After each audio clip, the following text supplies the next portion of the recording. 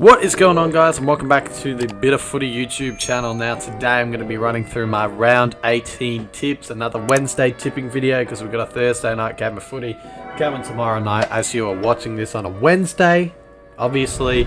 Anyway, so yeah, let's just run through my ESPN bloody footy tipping competition at the moment. I'm still sitting at 11th spot. I think I was 11th for last week, so not that much movement from me. I only got 4 tips correct this weekend, which is pretty average. We got some, I think the highest correct total tips were 6, and I think only 2 people got 6 out of 9 tips this weekend, or last weekend, sorry. So yeah, they are so I am currently 9 points behind the leader, Suresh for Eagles. He's on 102 points. I'm sitting on 93, and then we got a few 98s and 97s and all that. So it's still tight at the top. I need to get like a full week of tipping correct and have the other person maybe get a few tips wrong or just the whole week incorrect. That'd be great. Imagine if the leader missed a full week of tips. That would be insane, but I don't think he will. He's been on the ball pretty much since the beginning of the season. He's the only person on 100 points as well. So yeah, it's going to be tough to catch up to him, but let's see what happens. We've got a few weeks remaining in the season, and yeah, so let's just run through my round 18 tips. Also, before we get in, I'd like to congratulate Italy on winning the 2020 Euros. I haven't really ever watched the Euros ever. This year I got into it for the sake of the meme "It's coming home," or of all that. I got behind I was literally on the bandwagon because of "It's coming home." That's literally it. So yeah, I was getting behind England just because why not? Obviously they lost to Italy, but as an Australian, I don't really 100% care about it. It was a bit devastating, but because Saka, and I do go for Arsenal, so all that, and shame on the people that were racist, to Saka and all the others that the 2 others, I think Rashford and I've forgotten the other bloke's name that stepped up for the penalties, because come on, seriously, well, not everyone can get a penalty shot in, right? So and in front of that many people, the bloke's 19 years old. He's playing at Wembley Stadium in front of almost a capacity crowd, you could say. And, so you just got to let it go sometimes. It's not everything can go your way as much as you want it. You just got to let it go. And, you shouldn't just resolve to racist comments, just because a certain player of a certain race or a certain skin color missed a penalty. Like, it's ridiculous. It's ridiculous. Seriously. Thursday night, we've got the Dockers taking on the Cats. I'm going to go the Cats in this one to win by 11 points. As much as the Dockers have been in pretty good form, and it is at Optus Stadium, it's going to be a challenging game for the Cats, I reckon. I feel like it's going to be a close one. That's why I've only went the Cats to win by 11, but I just feel like it'll be another game where they just go over there, get the 4 points, and go home. They're not going to win by 30 plus points or whatever. They're just going to get the job done in a tough game.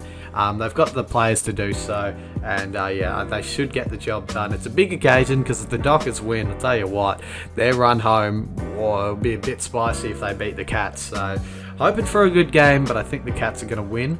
But if the Dockers win, props to them because they've been playing some pretty decent footy. And yeah, let's see how they go. Then we've got the Tigers taking on the Lions at the MCG. And we all know that the Tigers are in a bit of a form slump at the moment. Losing to Collingwood. Cough, cough. But yeah, so I'm going to tip the Lions in this one. Even though they did lose to the Saints, they were still in the contest against the Saints. They weren't like completely out of the contest until the Saints sort of got away with it in the last quarter. But yeah, I think the Lions should win this one. The Tigers, they just haven't been in decent form. They've got a few players out, this and that. You can say so many things about the Tigers at the moment, but yeah, I just think the Lions are, in a better spot at the moment than the Tigers are, and it is at the G. It should be a spicier game. The last few games against the Tigers and Lions have been pretty decent. So yeah, but I'm going to tip the Lions in this one. Then we're going to Mars Stadium for the Giants taking on the Swans. And haven't the Swans been in some very, very good form as of late? Smashing the Eagles in Geelong, going down to Marvel Stadium, beating the Dogs there. And yeah, I'm going to have to tip the Swans over the Giants in this one. The Giants, I don't know, like realistically, the Giants can win this. They're such an up and down team that you don't know what Giants side you're going to get, you know, every week. You got the Giants side that beat the D's at the G, and then you got the Giants side that lost to the Suns. So I don't know what Giants side we're going to get this weekend, but I'm just going to tip the Swans. I feel like they're in a good mood. They're in some good form. They're playing for each other. They're playing some really decent footy. And yeah, I'm going to tip the Swans over the Giants. Then we've got the Suns taking on the Dogs at Metricon Stadium. I'm going to have to tip the Dogs in this one, even though the Suns are playing some alright footy. I wouldn't say they're playing to their 100% best, obviously, but they're playing some alright footy. But we all know that the Dogs have been pretty good this year. They lost last weekend, so I'm expecting them to come out a bit more hungry, a bit more feisty to win the ball. And yeah, I think the Dogs should get it done. They do need this win just to keep intact and hopefully maybe finish on top of the ladder if they want to. I'm assuming they do, obviously, because top spot it's just like it's up there. It's like, wow, you finished top, well done, congratulations. So yeah, I'm going to tip the Dogs in this one. They've just been playing a bit better than the Suns have this year. But the Suns have been quite impressive through the back end of the season. They've been stringing some wins together, which they don't normally do. So I'm quite impressed with the footy that they've been playing to the back end. But yeah, I'm still going to tip the Dogs in this one to get the job done. Then it is the D's taking on the Hawks at the MCG, and I think this one's quite easy to predict who's going to win. I'm going to go the D's. They did play a decent game, the D's and the Hawks, the last time these two teams did meet. But either way, I'm still going to go the D's. They got the win over the Power at the Adelaide Oval, which was a really good win for them, coming off a pretty average sort of previous games towards the Port Adelaide game. But yeah, I think against the Hawks, hopefully they can find some form against the Hawks as we get into the back end of the season. They are sitting on top of the ladder. Obviously, you got Hawthorn on 17th. But, we've had some crazy results the past few weeks, so I wouldn't put it past if Hawthorn did win. But I just feel like the D's, they've been pretty up this season. They've had a few losses, but you're not going to win every game, obviously. So, yeah, I think the D's will get the job done over the Hawks. Then it is Saturday night footy between the Saints and the Power, and this one is going to be a hot contest. The Saints have been on the up. The Power have been up and down, you could say, especially against top 8 and top 4 teams this season. They're coming up against another good challenger in the Saints. And I'm actually going to tip the Saints to win this one. They've been in some really good form. They've won 3 in a row against the Tigers, the Pies, and now the Lions. And that was over in Queensland as well. So a really impressive win for the Saints. Yeah, like I said about the Power, they are such an up and down team this year. A bit like I wouldn't say like the Giants, but they sort of like the Giants. Like the Giants, but a little bit better, you could say. But yeah, I'm going to tip the Saints. It is at Marvel. If the Power win, I'm not going to be too shocked because, they're just such a weird team this year with, winning games. So, but yeah, I'm going to tip the Saints. They've been playing some really good footy, especially Jack Steele. I've loved the way that Steele's went about it the last few weeks with his leadership, racking up disposals, kicking goals as well. So he's really getting them over the line. And with the likes of Paddy Ryder, I feel like Paddy Ryder and Marshall on the same side is really, really good for the Saints. It sort of works well.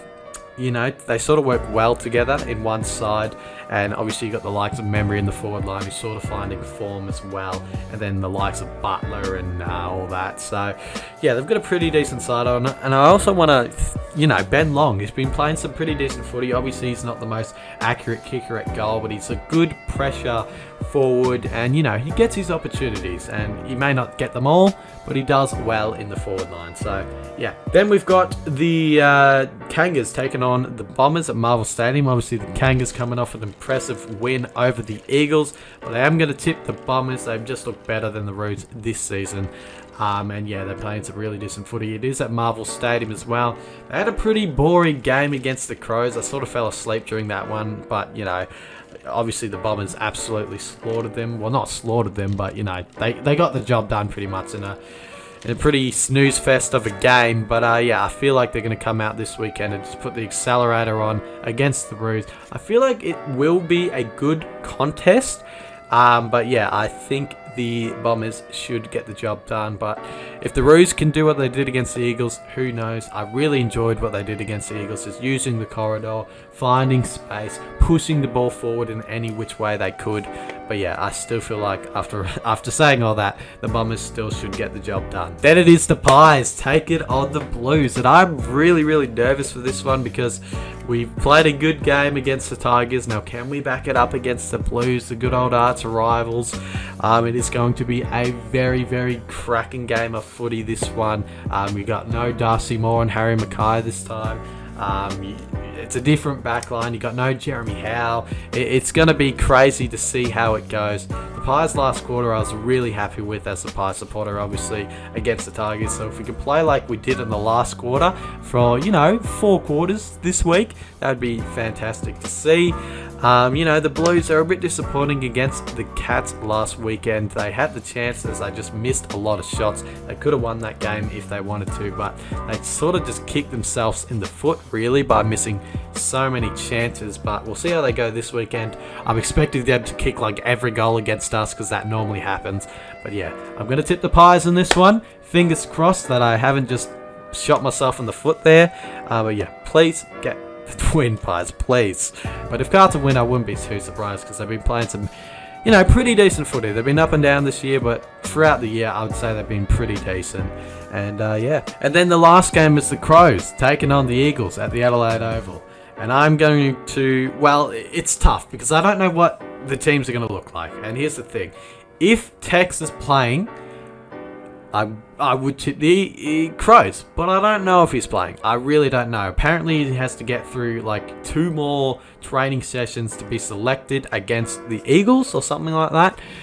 If he doesn't play, I'm going to tip the Eagles, and so far I don't know if Tex is playing, so at the moment I am going to tip the Eagles. They did lose against the Roos, but they had some good patches of play against them, obviously, in that last quarter there.